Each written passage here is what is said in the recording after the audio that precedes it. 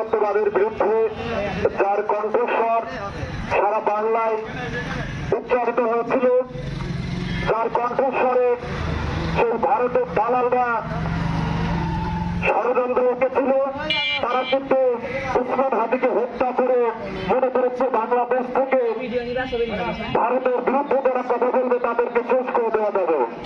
অথচ আমাদের ভাই উসমান হাদিকে শহীদ করে আমাদের হাজার হাজার উসমান হাদি ভাইকে কিন্তু তৈরি করে দিয়েছে।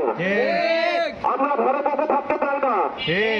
আমরা ভারতের বিরুদ্ধে আগেও ছিলাম, এখনো কথা বলবো, মৃত্যুর আগ পর্যন্ত আমাদের এই সংগ্রাম চলবে।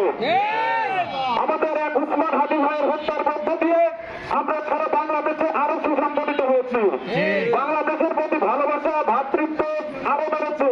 তাই সরকারের প্রতি আমরা আহ্বান জানাই, উসমান হাদিকে যারা হত্যা করেছে, আমাদের এই ভাইকে যারা শহীদ করেছে, অতি দ্রুত তাদেরকে আইনের আওতায় এনে তাদের বিরুদ্ধে সর্বোচ্চ শাস্তি ফাঁসির দাবি জানাচ্ছি।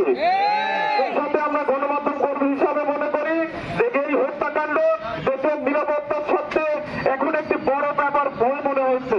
আর তাই আমরা চাই দেশের নিরাপত্তার স্বার্থে যারা এই জাতীয় কাজের সাথে জড়িত ছিল তাদেরকে এমন শাস্তি দেওয়া হোক যেন পরবর্তীতে এই ধরনের কাজের সাথে আর জড়িত হওয়ার মতো দৃষ্টান্ত কেউ না দেখায়।